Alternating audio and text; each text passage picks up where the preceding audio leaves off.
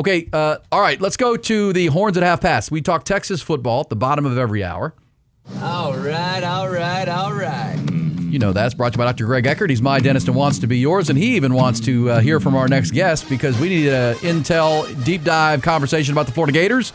They are 1-3, but they have played a very, very difficult schedule. They've struggled offensively, but good on defense, but we need to learn more than that. He is Nick Marcinko from Gator at Gator Country. GatorCountry.com is the website, covers Florida athletics on the daily. Nick, thanks for doing this. Appreciate you. Hey, I appreciate you guys having me on. Thank you. Did I say your last name right? Marcinko, is that right? Yep, Marcinko. Gotcha. Okay, so let's start with the important things. We have a lot of listeners of ours who are going to be headed to Gainesville for probably the first time ever. We've been recommended the Steve Spurrier Sports Bar and Grill, right. Or what are some other places, should our Longhorn fans who are going to invade Gainesville, any spots you can recommend? And the horse track about an hour, 30 minutes away, where else? Yeah, Steve Spurrier's bar is a good spot to stop at. It's a lot of cool art, memorabilia there to look at. Just if you're a fan of football in general, highly recommend checking that place out. If you're looking for a good some food options, Ember's Steakhouse is really good. Nice. Those are the two that I'd recommend. Okay, Ember's Steakhouse. Get your reservations now, Longhorn fans. Yep. And so Gainesville is a cool town. I was asking earlier because I'm a huge fan of Tom Petty and the Heartbreakers, and I know they're from Gainesville. Is there some type of museum or any exhibits for the Heartbreakers and Tom, or is there anything that people could find there if they love that type of music? Well, I don't think so. Okay. I don't think there's a museum, no. Oh, man, we need to start that.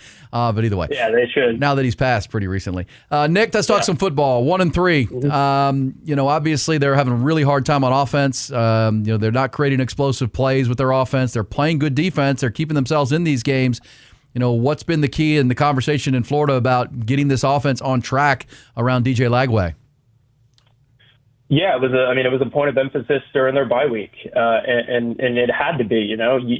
Florida ranks 119th in explosive plays, which is dead last in the SEC, as you can imagine. And they just have not had anything going in the passing game. DJ Lagway, as a true freshman, attempted the most deep passes in the SEC outside of Jackson Dart. And he was regarded as the best deep ball passer in the country. I think he had the highest PFF grade. And this year we've seen none of that. And there's questions that remain unanswered. We know that Lagway spent most of the offseason injured, whether that was his shoulder, his hamstring, or his calf, which happened right before fall camp. So the guy who, Lagway, just a second-year quarterback, didn't face a pass rush until 2 weeks before the start of the season. And so I think that's part of it, right? You when you watch him, it just doesn't look like he's quite ready yet. Whether he's still injured, I know Napier's denying he's injured, and to be fair, to the untrained eye, he doesn't appear to be in any pain. It almost just looks as if he's uncomfortable. He's not in a rhythm. He's rusty, for lack of a better word. But yeah, Florida's going to struggle to win football games, even with a defense that has been pretty dominant at times this season. They're going to struggle without any sort of explosives in the pass game, and so that was a point of emphasis for them, in the bye week. So Lagway, and pick up on that, Nick, because there have been whispers he's got a shoulder injury of some kind, and maybe that's not why the deep ball. Who knows? We've had that same conversation here surrounding Arch Manning because he's throwing sidearm from time to time. That we're trying to figure out what's up with that. But address that. But also, if they are going to create explosive plays, I know Jaden Ball, the running back's a real good player, but who are the guys that Texas fans need to worry about outside of Lagway who would create those explosive plays on that offense? Yeah, and that's been an issue, right? With this whole season that's gone on, is Florida has weapons at receiver. You talk about J. Michael Sturdivant, a guy who had a great season at West Virginia, a good freshman season. He was a freshman All-American. Then he goes to UCLA, and they have some quarterback issues there, but he's still able to find some production. And this is a guy that's 6'3", 216 pounds, and runs 23 miles an hour. Yeah. And he's he's kind of your ideal deep threat. And I think he only has 8 catches on the season, and none of them are down the field. And that's an issue when you have this talent, surrounding your quarterback. Your young, sophomore quarterback. You expect them to contribute to the game, and right now we're not seeing any receivers contribute to the game just because of how bad Florida's offense is right now, with Lagway, trying to work his way back from, just honestly a disastrous offseason. But I will say Florida is expected, or they anticipate, the return of freshman receiver Dallas Wilson, who, 5-star out of high school, was actually signed with Oregon, but then got out of it. I think he had a family situation there that kind of brought him back closer to home. But I mean, this kid is as good of a freshman receiver in the country as any. And he hasn't played in a game yet, but I watched the guy in practice. I've heard the staff talk about him. There are people close in the program that believe he is the best receiver on the team already, and he hasn't played in the game. He's 6'3", about 210, and the kid can run. He can win over the top of the field. He can beat you at all three levels. He's just a really, really gifted athlete, and they anticipate him playing against Texas. So that if you're looking around and for optimism for this Florida offense, you say, hey, well, Florida's getting one of their better receivers back this week. So I mean, and will that be enough? I kind of doubt it, but if you're looking for optimism, that's one area to look in. Nick, I want to ask just about the situation with Billy Napier. When it comes to conversations all across the country, you just hear his name, and even last year being on the hot seat, quote unquote. They're 1-3 right now. If you would have said 2-2, wouldn't have been surprised. But obviously that USF loss was the really shocking one. And now you're going to go against Texas here. You get it at home. But what's the real temperature? Someone who's close to the situation with Billy Napier, what's the leash like if another loss, another SEC loss specifically, does happen this weekend? Is there actually any conversation, or is that buyout too big? What is it really like there in Gainesville for Billy Napier? I don't think the buyout is too big, and with that being said, another loss piles up. This is year 4.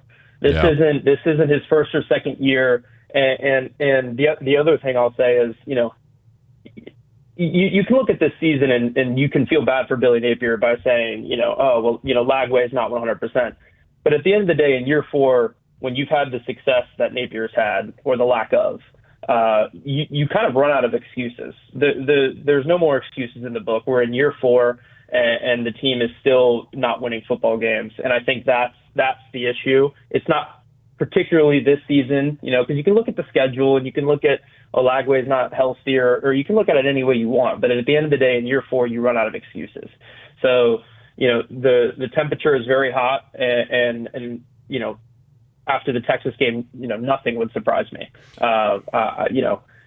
There's a whole bunch of factors that go into this. Obviously, you mentioned the buyout, that being one of them, but also, is there really a point to firing a coach this early in the season? I don't know.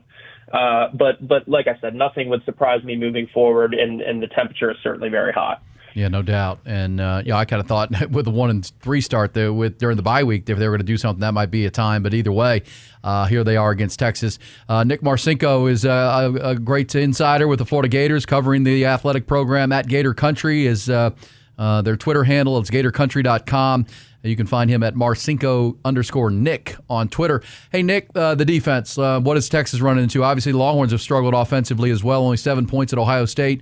Kind of those same kind of DJ Lagway struggles have been talked about with Arch Manning, that he can kind of lose it a little bit, and got better as he went on. But at the same time, they want to turn Arch Manning into that confused-looking quarterbacks. What's been key on their defensive side, and how healthy are they on that side of the ball?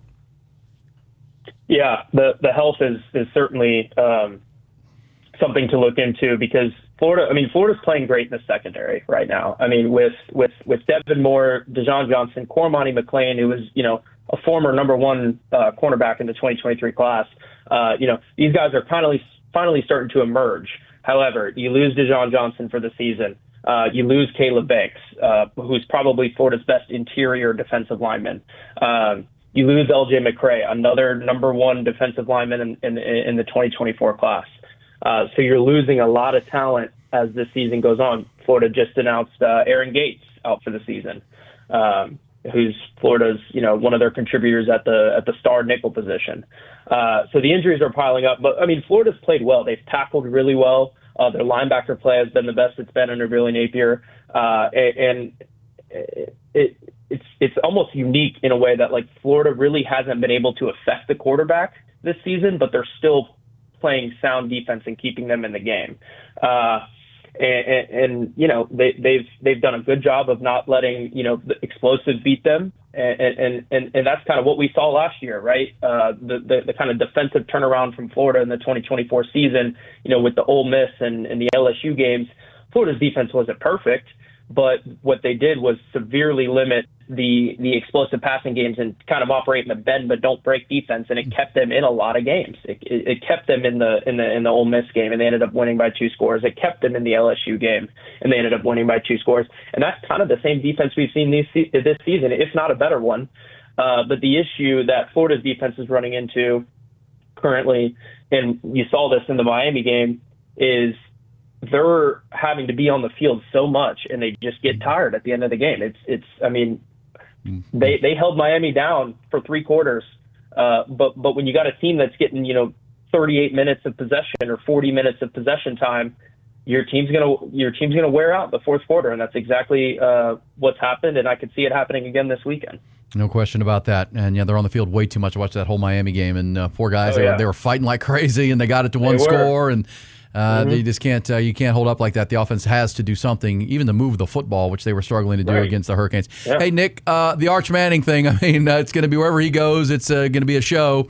And obviously, the folks in Gainesville and the Florida fans have a history with the Mannings all the way back to his grandpa and his uncles at Ole Miss and Tennessee. Yeah. What's the buzz right now in Gainesville with Arch Manning coming to town? I hate to say this, but Florida fans are grasping at something to be excited about, and I'm hoping that the Manning Lagway duel could create a good atmosphere. But I'm honestly, to be blunt, I'm not sold that and it's unfortunate for Texas fans who are going to come down and see this game, but I'm not convinced this will be the best atmosphere, just because a lot of people are fed up with what's going on in Gainesville. And it's funny because preseason this Manning Lagway, I mean, I wrote about it being one of the more anticipated games in Florida football history. Yeah. You're talking about 2 number 1 quarterbacks in their own class, and neither have had a ton of experience, but both obviously very talented. And that was a game preseason you circled on the schedule if you're a Florida fan. That was, like I said, before the season, one of the more anticipated games that I've ever been to or covered or even seen. Regardless of just Florida football. I mean, I was super excited about this game, and I know a lot of fans were too. And we'll see. Florida fans, they like to say they won't show up, and we're obviously seeing a lot of that. But, come kickoff, there'll be a crowd in there, and they'll be cheering on the Gators. So, we'll see. I'm hoping for a good atmosphere, but it wouldn't surprise me, either way. Yeah, it's something we talked about a lot here. Good start. I think this is a huge first quarter game for both teams and both quarterbacks. Agreed. To get off to a good start, because Texas could take that crowd out of it and they start leaving, and obviously vice versa, get into it and get DJ Lagway on a roll. Hey, Nick, thanks so much, man. We'll do it more often. Obviously, college basketball, too. You got to cover a national championship last year, which was a lot of fun. We'll hold the number. Anytime there's a Florida story, we'll lean into it, and we appreciate that. All right, I appreciate you guys. Thank you so much. Thanks, Nick Marcinko, GatorCountry.com. There you go, yeah. Steve Spurrier Sports Bar. There's a little steakhouse there, too. It's a little college town. I'll have to check out Gainesville one day. But, quick start. First quarter, huge. Obviously, you have 3 more days to preview this game, but there's the inside scoop on Florida, and he just ran through those litany of defensive injuries. I've talked about Texas being the freshest and healthiest team, arguably, entering conference play. Florida is beat up, man. They've played in physical games with LSU, with Miami, with South Florida, and their defense has been on the field way too much. So they've taken a bunch of injuries on that side of the ball, so that lessens their strength right now. Can Texas take advantage of that with a fully healthy roster that will invade Gainesville? And who would have picked that for this week 5 or 6 of the college football season? He said it. Everybody circled DJ Lagway, number 1 commit recruit in the class he was in. Arch Manning 2023, number 1 recruit. Square to square. But the bigger quarterback matchups are Diego Pavia and Ty Simpson and Blake Shapen and Marcel Reed. We all had that picked on our bingo card. Oh, right? Yeah, I did. In the SEC.